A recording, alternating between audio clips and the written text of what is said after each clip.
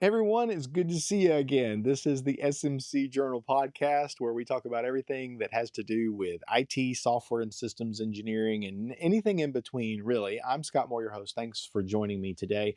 This is a very special episode. We are going to hop into a DeLorean time machine. We're going to hop back about 20 years, and we're going to talk about something that is really cool and close to my heart. And those of you who have not been around IT longer than, say, 15 years, this is a history lesson for you, and it's something that you should learn from. And we're actually going to be talking about marketing today, but we're also going to be talking about how it relates to IT and how it makes IT companies legendary. We're going to talk to the legendary Chris Lochhead, who was the chief marketing officer of Mercury Interactive in the early 2000s and went on to do a lot of other bigger things. But we are going to talk to him about the heyday of Mercury Interactive and how his thinking differently took this company to one of the top 5 software companies in Silicon Valley at the time. And it's an amazing story. And for those of you in software testing, this is probably why your company is using some of the products that they are today. And it goes all the way back to the era we're talking about today. So before we get into that interview, if you wouldn't mind, if you like this video and you like the content on this channel, if you could do me a big favor and subscribe to the channel, hit the like button on this video, and ring the bell if you want to hear about all the new episodes of content that come out as soon as they do. Would really appreciate it. It helps me out a lot, and it lets me know that you like my content, and it tells YouTube that my content's worth watching. And we know it is, right? I want to bring on Chris Lochhead, and let's just get right into the discussion. This is going to be an amazing time together. Chris Lochhead, welcome to the SMC Journal podcast. It's great to have you. Scott, it's great to be here. It's great to see you again. It's been many years, but I have incredibly fond memories of our time together. I've already breathed into the brown paper bag for 10 minutes. The heart palpitations are all gone. So I've calmed down a little bit. Okay. I'm probably one of your biggest fans. My audience is made up of people in the software engineering world, practitioners, some hardcore geeks, and sometimes they're managers. And some people will know you for follow your different podcasts, some of your books, Niche Down, Play Bigger. But I'd like for you to introduce yourself to some of the people who don't know how far back you go and how you have influenced the software world. Well, that's kind of you to say. And let me make very clear, Scott, that I love engineers. I love our technical people, engineers, product developers, product makers, QA engineers, ops people. These are the people who keep our world going. And, if you think about where we are today in the technology world, and you think about our major tech players and a lot of our up and coming tech players, I mean, we have the greatest advantage of any country in the world here in the United States, in part because we have legendary technical capability. And I've spent, even though I'm a marketing guy and some tech people, kind of stick their nose up that a little bit, I've spent my entire career working with, appreciating, loving, and hoping to market the out of the legendary products that engineers and ops folks and everybody in the tech ecosystem participates in building and deploying and ultimately serving customers with. So I'm very happy to be here, and I just want everyone to know that I think what you do is legendary. In terms of my background, I'll just give you the quick short. I was thrown out of school at 18, so I do not have a GED. At 21, I was diagnosed with 4 or 5 learning differences, dyslexia, dyscalculia, ADHD, and I was tested by a neuropsychologist, and she told me I have the dyslexia of writing. It's called dysgraphia, I think. Anyway, while there are some real liabilities that come with being neurodifferent, there are some huge advantages. And as a young man, I was faced with a decision that a lot of young people are faced with, which is, okay, school's not an option for me. And so I have a life of manual labor, or I can start a tech company. And it was the dawn of the birth of the personal computer. And I had a friend who was working at a small software company, and he and I decided to go into business. And so I've been an entrepreneur and a marketing guy and an operating executive for about 37 years now. And ultimately, I sold a second or third company that I started after that, a little bit down the road. I was living in Canada, which is where I was born and raised. I sold that company to a Silicon Valley software company in the mid 90s. And I, at 28 years old, was the head of marketing for a publicly traded software company. And where you and I, of course, came together was at my last, what I call real job, was when I was head of marketing at Mercury Interactive. Mercury was an absolutely magical, legendary company. We had somewhere between 3 and 4,000 people at the end. And as you know, we had grown spectacularly through the 90s and then into the 2000s and dominated multiple categories over time. And then when we were acquired, Mercury was founded originally in Israel. At the time, we were the largest software acquisition in Israeli startup history. We were sold for about $5 billion to Hewlett Packard in 2006, making HP my favorite company. And and then since then, I've done a bunch of things, mostly around advising and investing startups. And as you mentioned, I've written a handful of books and do some podcasting, and really today I'm more of an advisor and a teacher. Yeah, and that's pretty obvious with the success of your podcast and your books. You're teaching a lot of people things in the marketing world that they're not getting in corporate America at all. And it is about following your different. And that's why I've been a big fan and I've followed you ever since. And I want to take you back in time today, over 20 years. When I first heard about you, you were not an employee of Mercury. You were first a consultant for them, but they brought you on stage for one of those Mercury conferences. I believe it was in Orlando that first year that I heard it. And I can't tell you the number of people who came up to me and said, "You got to see this guy. He's got these big red shoes." Like that marked the whole thing and an imprint in their brain.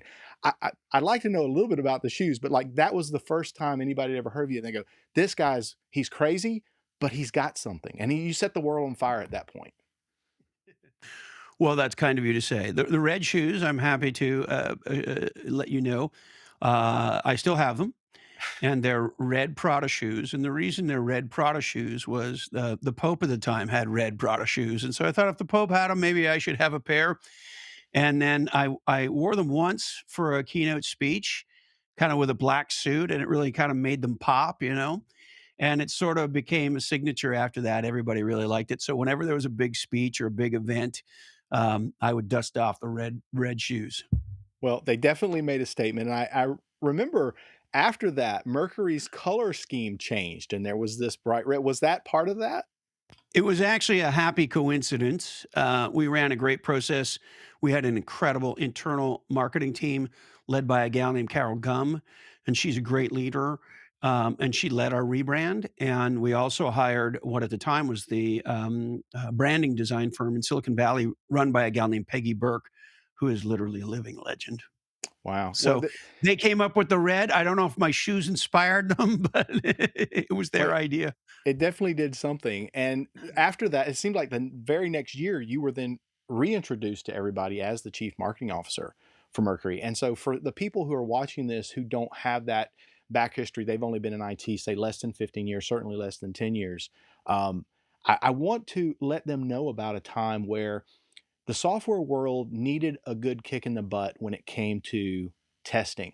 And this Israeli company that could came out of the blue, and they were already making waves at the time that I'd heard about before I'd heard of you, and the functional testing, performance testing, and then eventually monitoring. I mean, they really made such a dent that they're still being talked about today, and there are still people in IT that refer to the products still as Mercury products. Believe it or not, they forget about all the other acquisitions and all the other names. And I think that has to do with being legendary. So I want to take us all back to around 2004. And at the risk of embarrassing you and showing you something that you may not have seen before, I want you to see this. This is you, and this was the day that you were talking about business technology optimization. And I will never forget it. You looked at everybody and you said, "I'm telling you, this is it." Little did anybody know that was in that meeting, you were creating a category. We had no clue. And then later, this is you at the same conference as the CMO, and then you introduced this panel. I think it's R&D the time, and then one more here, is this guy who kind of looks like Guy Fieri back in the day taking this, and it's clear to me that this is a picture of a guy who's looking at the camera going, I don't know who this freak is who got in with, but he must have paid for the ticket, so I need to get my picture taken with this guy so he'll leave me alone. This will never come back to haunt me, I'm sure. Wrong. Those are great, Scott. Thank you. What a treat to see all those photos, and I'd love it if you send them to me. I love the Yes, photo I of you will. and I together. Lots of incredible memories. Oh, this is my dog Bean. He's a Oh, cat, but he identifies as a dog, so he likes to hang out with me in my office slash studio, and he really loves being on podcasts. So this is awesome. Bean. Completely awesome. If I could have my golden retriever right here with me, I would have her here, but she doesn't like cameras. So just give me a fly on the wall perspective of what it was like when you developed this relationship with this company, from that point of what was the culture like leading up to the point where you took over and then implemented this BTO. What was it like being at Mercury? There was a vibe that I've never been able to describe to other people, but I've never seen in any other company. What was that? Well, it's legendary, is what it was. First of all, we were radically obsessed with customers. Our CEO, who originally started out, he was one of the co-founders of the company, Amnon Landon, and he originally ran engineering. And one of the things that Amnon did that was brilliant, and I think this is a good insight for anybody who's on the technical and product side. At the beginning, it's a little harder as you get bigger, but the sentiment is always there. At the beginning of the company, Amnon said to the engineers, if you're the engineer that wrote the code that the customer, you're on a plane and you're not coming home until the customer's happy. That and sort of this radical focus on customers. And I know everybody talks that, but the truth is, you and I, Scott, have been doing this for a long time. A lot of companies don't really care about their customers. In Mercury's case, as you mentioned, this was software quality testing. This was not the last mile. This was the last yard. And if you get this part wrong, really bad things happen. Mhm. Companies miss revenue numbers, they piss off their customers, they can't function properly because the app doesn't work, et cetera, et cetera. And so being in the quality business at the beginning, testing performance, load testing, testing functionality and product feature capabilities, it really helped focus the company because we knew if we got it wrong, it was a huge price to pay. We also knew that in virtually every situation, the person who signed the document saying they're going to spend, whether it was 50 grand or 50 million with us, that was a career move for them in virtually every case because they were standardizing on our products to either do pre-production quality or in production management, monitoring, and ultimately quality as well. And so the level, if you will, Scott, of the at stakeness in the business, coupled with creating a culture with the engineers, and this part's critical too, we had the greatest sales culture to go along with the greatest engineering culture. And our sales culture wasn't just about lie till they buy.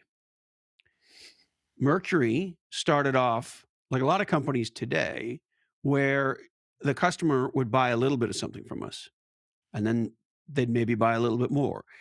And over time, as trust was built, because what we did was so critical. Most companies, particularly in the beginning, when we were newer, didn't just jump into Mercury. We had to earn it every step of the way. And even in sales, there was a radical focus on, yeah, there's the numbers. We need to hit the quarter. We need to have a great year, et cetera, et cetera. And we are going to do that because we are going to take legendary care of our customers. The other thing I'd say about the culture that's really important, we were over the top aggressive. Mercury was not a company that needed to put its core values on the wall. We didn't have any of that. We didn't have a mission statement or a vision statement or any of that stuff. But everybody in the company knew we were here to do two things: produce legendary results for our customers and win in our market. And not just win little, win big time. And everybody in the company knew it. And so Mercury put an extraordinary amount of attention and value on producing not just results, but high quality results that were a platform for growth over time. We were not in the wham bam, hit you now, see you later business. Very far from it. And so there was a level of aggression and focus on winning and customers. And then the other thing I'll say about Mercury, Mercury was an incredibly smart group of people. I was the exception somehow. If you were idiotic or stupid, you weren't going to last. And if you weren't aggressive and focused on results around customer success, customer outcomes, and winning in the market, you weren't going to make it. I'll tell you a fun story about that. We had this guy running marketing for us in Europe named Ali Kanan. And we'd had a whole open headcount. I forget what the job was, but it was important direct report to him. And he'd spent quite amount of time. I think it might have been product management lead, or anyway, it was a very important job in Europe. And we'd spent quite about a bunch of time trying to recruit the right person. And then he got the right person and she joined the company and we are all excited. So he calls me at the end of her first week and he says, Chris, I hate to tell you, but so and so quit. And he's like, I was worried to call you because he thought I was going to be mad. And you know what I said to him? I said, congratulations. Because legendary companies have, and if you go back and read Good to Great and Built to Last by the legend Jim Collins, incredible research, incredible thinking. One of the things that he unpacks in Good to Great and Built to Last is he says, the greatest companies have cult like cultures and they attract who they're going to attract and they literally repel who they're going to repel. And at the end of this person's first week with us, she was kind of terrified. And so she quit. She wanted to work at a softer place. And I said to him, congratulations.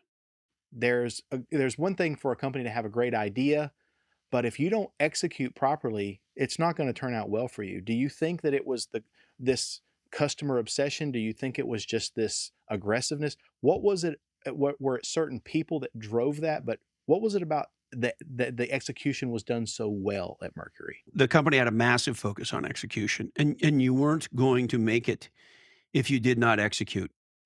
Um, our head of sales is one of my favorite people in the world. His name's Joe Sexton. He and I still work together. We're involved in a couple of companies that we're both investors and advisors in, and I love working with gentleman Joe Sexton.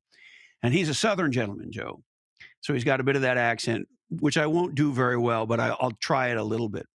And he would stand up at every one of our sales kickoff type events with all the new recruits and everybody coming back and getting ready for the new fiscal year and the like. And he'd say specifically to the new people, he'd say, now I want to say to you new people here, there's two kinds of salespeople at Mercury, rich ones and new ones. And that was the culture throughout the company. And the interesting thing about creating a culture like that, Scott, once it's in place and not just the leadership team, but the whole company lives it every day. It gets people fired up. Here's one of the things that some companies have lost. The greatest thing you can do for your culture is win. You want to create a legendary company? Create a company that wins. Create a company that performs. Create a company that produces results in the face of the most obscene obstacles and challenges. And that really was Mercury. It was a company that had to fight for its existence in the beginning and continued to fight. Remember, the entire length of our career at Mercury, all of our competitors were massive corporations. Hewlett Packard, IBM, BMC, who at the time was much bigger than us, Tivoli, and then Tivoli IBM, et cetera. And so Mercury was always getting ready to fight the champ. And we never felt like the champ. Even when we became the champ, we still fought like we weren't the champ. So I think that focus on execution, that radical focus on customer success because of the criticality of what we did and careers were on the line, revenue was on the line for our customers, productivity was on the line for our customers. If a major app goes down, an internal app, an external app, very bad things happen. So I think all that was important. Did you have a question there, Scott? Well, the only Sorry, go thing I ahead. was gonna add to that was, I mean, there's lots of companies who will tell you we've got this aggressive sales group and that we're all trying to make all this money. But if you don't have the product behind you to back up what you're selling, that was the thing I noticed about you can if you're great at execution on sales, but then when they get the product, you find out they're 3 years ahead of their competitor. That's why it was so successful in my opinion, because I you couldn't had agree that and you more. also had this commitment to support. If somebody called in with a problem, they got their problem fixed. We were all over it. Patrick Sager, who ran our support organization, was an incredible executive. We had tons of great people on that side. We did not treat support like the ugly stepchild for obvious reasons. The engineers and the salespeople really liked each other. The salespeople and the marketing people really liked each other. The marketing people and the engineers really worked together and liked each other. It may sound like a simple idea, but you know this, Scott. So many companies, they fight internally as if the other department is the bad, gal or guy. Mhm. That wasn't the case at Mercury. I'm not saying we didn't have our internal problems. Of course we did. We're just people, and that would happen. And there were turf wars and all that, but nothing like you'd normally see. And so much so that as CMO, I spent about 50% of my time in the field. And when I was in the field, one of the main things I did, as you might expect, was visit with customers, existing customers, prospects, customers who were looking to buy more. It didn't matter. And all of the top 6 or 8 executives at the company, one of the values of the company, again, never written down, but very understood, is you have to be very field and customer facing. And even if you have a primarily internal function, our head of HR, our CIO, roles like that, they would still engage deeply with customers in the field and the organizations that were frontline to customers, because that's where our unwritten down but very clear core values were. The other thing that's important is sometimes when people talk about execution, they go, "Oh yeah, it's all about execution. Ideas are a dime a dozen. As long as you execute, everything's going to be great." Well, that's just stupid. In business, if we're going to be successful, we have to be able to walk and chew gum at the same time. Yeah. And so Mercury was strategically wise about markets, and markets are formed around customers, their problems, their opportunities, and looking for what are unmet customer problems that, if we were able to meet them, would make an exponential difference for them. And that was always the focus. And so, strategically, as you well know, the company starts off in testing with performance, aka load testing, and quality, aka functional testing, and then expands into multiple domains over time: IT governance, IT ops, et cetera. Mhm. And we put it all together in this thing we call BTO. The company was very smart. Mercury was very smart about strategic acquisitions.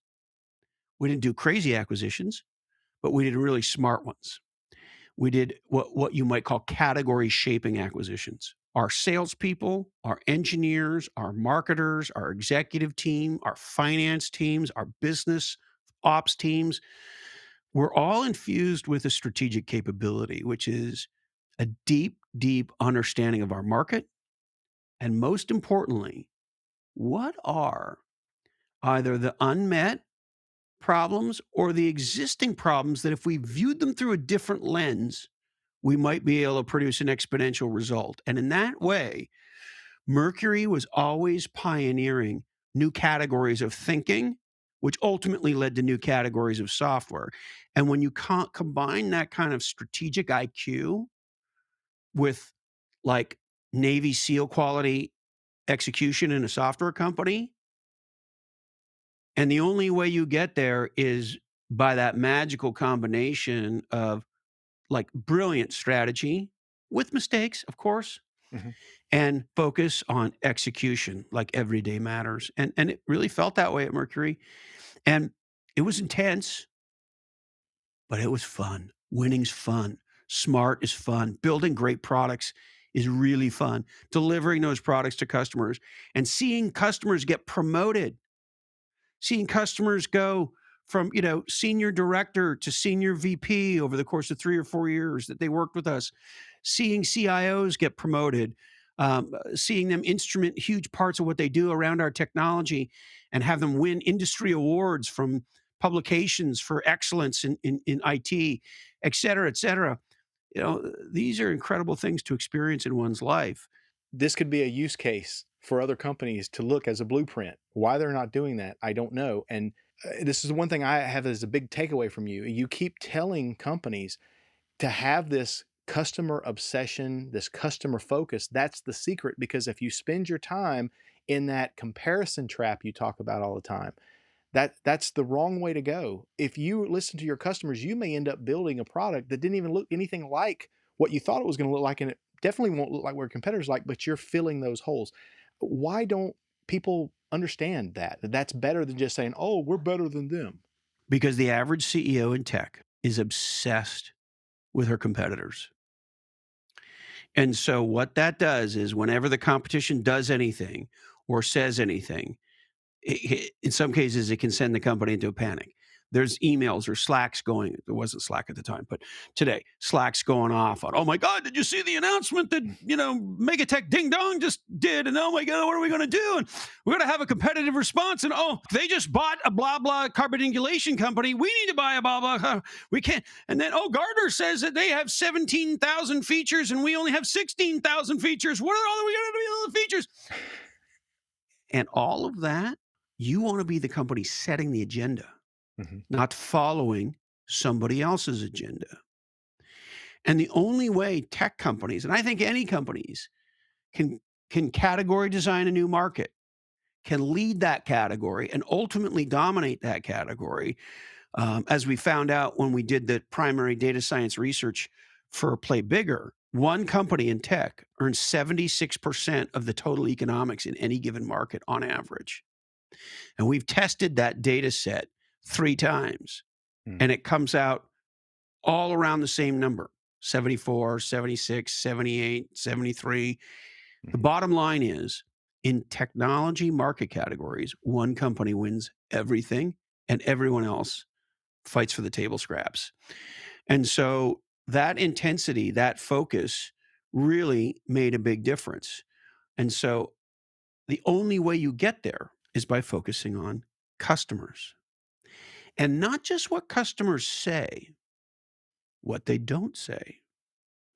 And not that all customers aren't important, all customers are important. There's a concept of a super consumer, sort of created by my writing and teaching partner, Eddie Yoon, who's a category guru for the S&P 500, particularly on the consumer side, thus the name super consumers.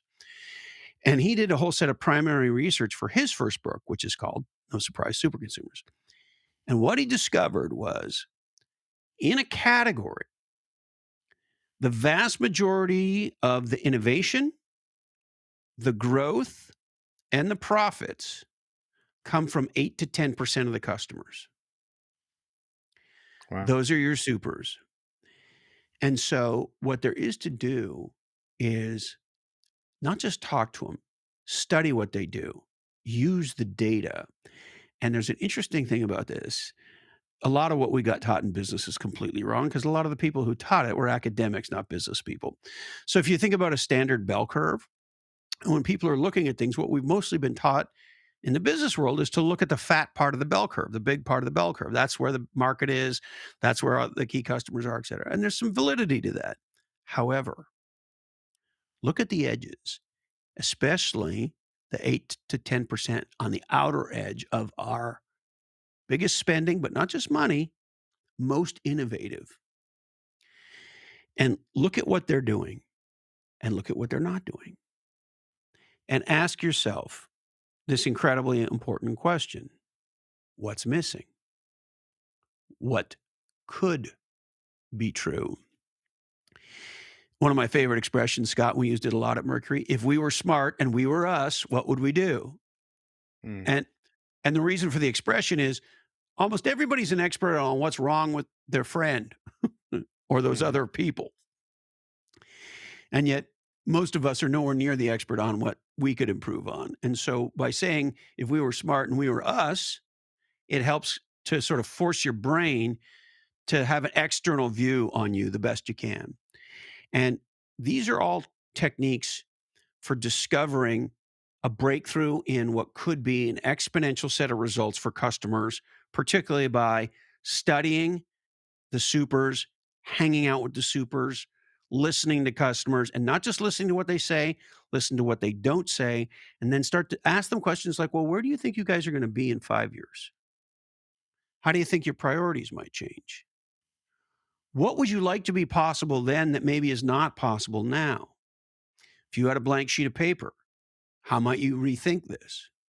Et cetera, et cetera, et cetera. And what we're trying to do always is to listen for the possible. I know that you've already mentioned that you're Canadian, and I forgive you for that, so I'm allowing you on my show even in It's spite of okay. I'm that. an American citizen and I'm a very proud American citizen, I'll have That's right. you know. The reason I bring that up is you always used to use this from the hockey statement. You always want to be where the puck is going to be, not where it is. Yes. That's how you win hockey games, right? So I remember that. This is part of that, right? This is how you go through that Yes. thinking to figure out how to get there. If somebody is watching this, say, how do I do that in say 2025? How do people get? Is by asking these types of leading questions, right? Yes. Albert Einstein famously said, if you gave me an hour to solve a problem, I'd spend 50 minutes on the problem and 10 on the solution. And this is the mistake that people make. What makes you and I successful in our careers as individuals and what makes companies successful is the same thing. And that is that somebody thinks that what we do is valuable and they pay us for that value. And they believe it's a fair exchange. That is to say, they're getting more than they're giving. Otherwise, they wouldn't pay for it. What we're always listening for is how could we make the biggest difference? What is it that people don't see? I'll give you a simple example. The folks that make Purell are a company that's been around for, I think, 100 or so years called Gojo Industries. And they were originally founded by a husband and wife. I think it was Joe and Gloria, and I think that's how they got Gojo. I might be wrong a little bit, but I know it's their two names put together. And the wife had this insight.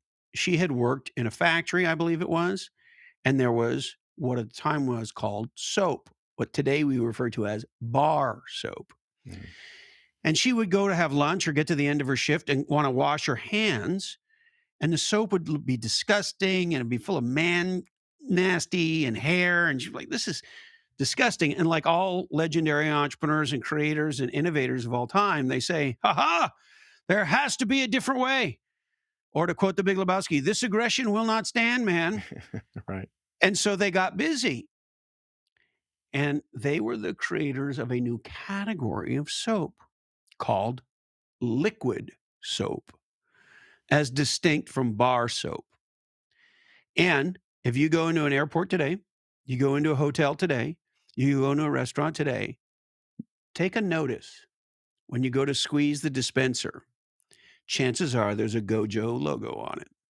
Right. Now, most companies fail to continue not just to innovate on the product side, which they do, they fail to innovate on the market category side as well. That is to say, they don't category design new markets. And the way you category design new markets is you become obsessed with the problem, not the solution. So Gojo never stopped being obsessed with clean hands. And then one day they asked a very powerful, and I'm going to use this word on purpose, Scott, different question. How do we wash our hands in the absence of water? Nobody had ever asked that question before. Mm, And so they created a whole new category that we now know today as hand sanitizer. And guess who's the category leader by far? Right. Purell from Yeah. Gojo Industries. And so this is the thing that people miss. The Einstein teaching didn't land for most people in the software business. Most people are obsessed with competition. Most people submit themselves to analysts who want to put them through bikini contests and compare them. Legends do not want to be compared. They want to force a choice, not a comparison. You want an example? Yeah, give me one. Okay, here's one of my favorites. We became the category king in testing. And as we moved into production monitoring and management, we were up against all the big guys, like I mentioned. It's easy when you go into an existing market to get trapped by the thinking in that market. And one of the things we teach category designers is it's actually number one in the 22 laws of category design. Thinking about thinking is the most important kind of thinking. Thinking about thinking is the most important kind of thinking. And step one to doing some real thinking is almost always rejecting the current premise. So it's hard to have a conversation. It's hard to dream and scheme and brainstorm and play and try to imagine what a different future might look like 10 years from now when our point of reference is today. Right. And particularly what a set of competitors are doing today. Is it important to know what they're doing? Absolutely. They're not setting the agenda. We are. We started to ask ourselves, why are we different? Now, when most companies, most executives, most product developers, most engineers, most marketers, most salespeople get asked that question, what they respond with is not different. They respond with better. We're 16 inches bigger, smaller, thinner than they are, Right. et cetera, et cetera, et cetera. And look, some of those technical advantages are important. We should always be striving to push things forward. Of course, of course, of course. GPUs are getting more powerful every day, and that's a good thing. And that's not how you category design and ultimately dominate new markets. The aha we had was the bad guys in our world were deep tech infrastructure people. And so they sold technology on the production side for IT ops that was all about managing the carburetulators. Oh, well, are the servers at 5 nines of availability? Okay, good. And the routers and all of the hard drives and all of the components of the infrastructure, right? And then when a hard drive or a server or a router or whatever it is moves from whatever the SLA is on the performance, well, now we need to go fix that server or hard drive or whatever. And here was the thing they missed. That's only relevant to the customer when it impacts, in our case, the application. That's right. Because the reason customers build and maintain, and today buy in the cloud, data center capability and power, processing power, is because they want to serve employees and customers and partners through applications. And so the aha was the issue is much less is the server at 5 nines of availability and much more if this order entry product or our website that does all of our orders for us must perform at 10,000 transactions a second, and it's not, that I need to know. And then I need to know why, and I need to be able to correlate why my app is not producing the outcome for my user or my customer to what might be the problems in my infrastructure. And in our case, the bad guys were the other way around. Mhm. And they thought that was a virtue. And we used their what they thought was strength and what they thought was our weakness, which was we didn't have as much of that deep tech monitoring stuff because we lived at the application layer. They thought that was a weakness for us and a strength for them. So what did we do? We said to every customer we talked to, we trained our sales force to do this. Our executives did it at every executive briefing. Before we started, when we were talking about this part of our offering, was called Business Availability Center at the end, if you remember. I do. We would start off by saying the following. Now, before I walk you through some of our capabilities here and the difference it might be able to make for you guys at Mega Tech Ding Dong Corporation, I need you to know we're not comparable with pretty much anybody in this space. You see, the companies most people think we compete with, they are bottoms up. We are top down. Right. I remember that. Bottoms up is all the carbidingulation, and top down is the user being successful. and then go through the tech stack. Because a And light bulb that comes on at that moment, and they realize correct. the value that's coming out of this is about the end user experience, and that's what we have to care about. That's exactly right. And look, that sounds very no kidding today, but as you well remember, Scott, in 2002, 2003, when we began to have these conversations and ship these incredible products, um, that's not what the bad guys were talking about, and that's not what customers were buying, it's not what they were listening to. And so in category design, one of the things we teach people is what we're trying to do is move the world or move a set of customers, move a market from one way of thinking to a new and different way of thinking. We're not saying that you shouldn't do bottoms up monitoring. Do the bottoms up monitoring. But the bottoms up monitoring is only important when you can connect it to outcomes for users and customers at the app level. So in category design, that's called a Frodo, a from to. So we called the category, as you well know, BTO, business technology optimization. At the time, most people called it systems management and testing. We declared that the emphasis was on the wrong syllable. It's not about managing systems, right? What's it about? It's about the business outcome of technology. Therefore, the question that every CIO needs to ask, every, frankly, member of the IT organization needs to ask is, are we producing legendary business outcomes from this technology? BTO, we need to optimize business technology optimization. And what we're optimizing are the outcomes by optimizing the technology, not just the technology for tech's sake. In 2002, 2003, 2004, we were like Moses with the tablets, and many people disagreed with us. The future that we are now living was becoming clear, which is the chief information officer was going to become one of the most important executives in the company. Today, there's a lot of talk about how the CIO is as important as the chief revenue officer, because without the tech, there is no revenue, is as Sure. important as the chief marketing officer, as important as the chief financial officer. No money, no business, no tech, no business.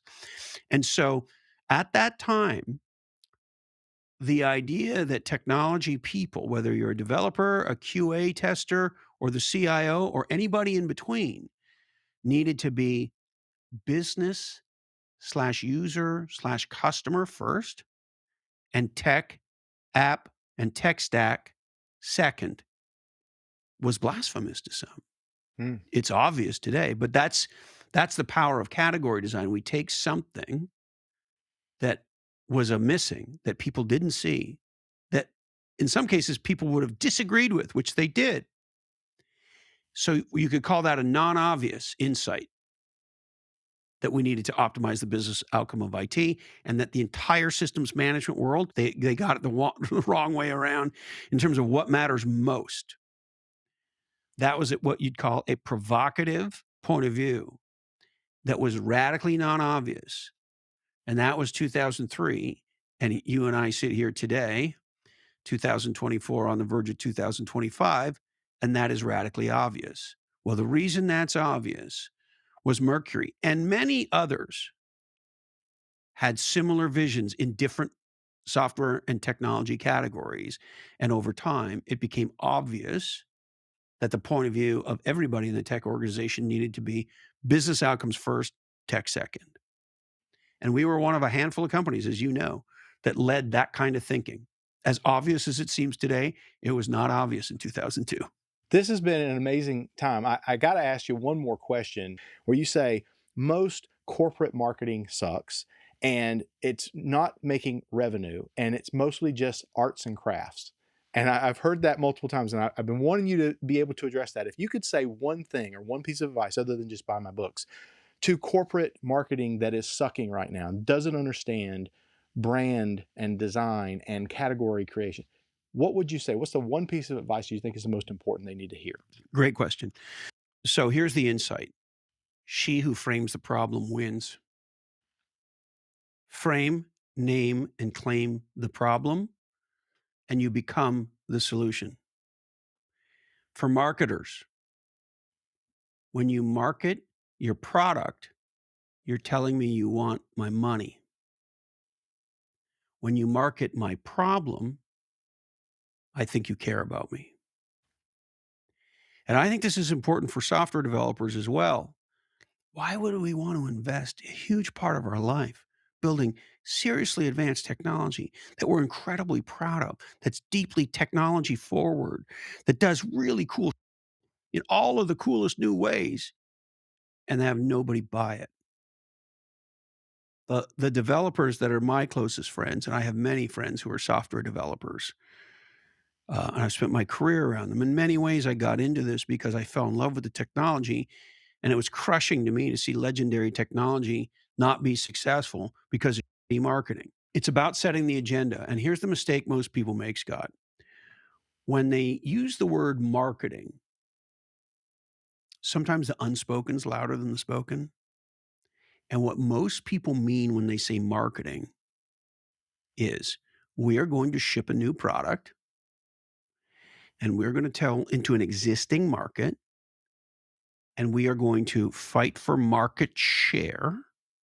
And the way we're going to do that is by demonstrating that we have a better product and a better brand. And that never works. Because if it Amazing. did, I might be sitting here at an Apple store, at a Microsoft store, talking on my Amazon Fire phone with you. And I'm not.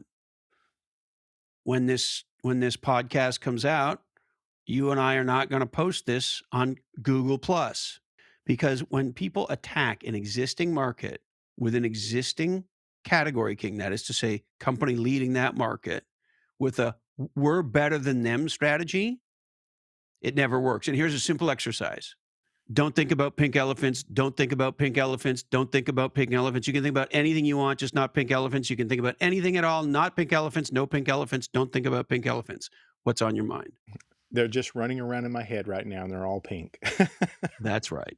That's right. Because what happens to companies is they suffer from a disease called competition derangement syndrome. And they think that they're going to win on product. And if you think about where we are in the software business right now, the opportunity for what you might call, Scott, legendary different is everywhere. This is the greatest time in history to be in our industry. I'm glad that the part of my time on this planet comes with mobile, comes with the cloud, comes, of course, with AI, the most exciting platform change in the history of our industry. If somebody is listening right now and they're like, okay, you've got me spellbound like Scott has been for 20 years. How do I find out more about you, Chris? The simplest thing to do is just go to lochhead.com, Lochhead.com, and everything hangs off there. But most importantly, really what I'd want to leave everybody with is um, there's never been a more exciting time to be part of our industry. There's never been a more exciting time to be an innovator, to be a creator, to be a software developer, to be an entrepreneur, to be anybody who wants to spend more of their professional life on the exponential than on the incremental. And so, what I'd say to you and to everybody is the future needs you, man. Software developers have never been more important. No. We're sitting on the greatest opportunity in software and tech history with where we are today with everything plus AI. And so the future needs you. And I certainly wish you legendary success like we had back in the day at Mercury. Well, wise words and inspirational as always. Chris, thank you so much for being on the program today. And keep in touch and let us know how things are going with you. We'll be following your podcast and make sure we share all the links. But You know, I've known you a long time. You've had an incredible career.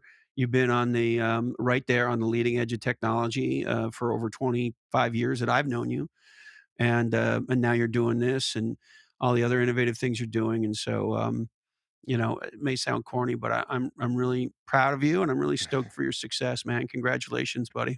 well, thank you. I am following my different. So thank you so Amen. much. Hallelujah. So if you are not following Chris Lochhead on social media, you're not watching his podcast, you haven't got a hold of his books, and you are in marketing, What's wrong with you? You need to be checking this stuff out. We've got links that are showing up on your screen as well as in the descriptions. You need to go in and check this stuff out. He is one of the most interesting people in the marketing world that I've ever met. And this is not something new. What you're hearing from him, this is the way he's been this whole time.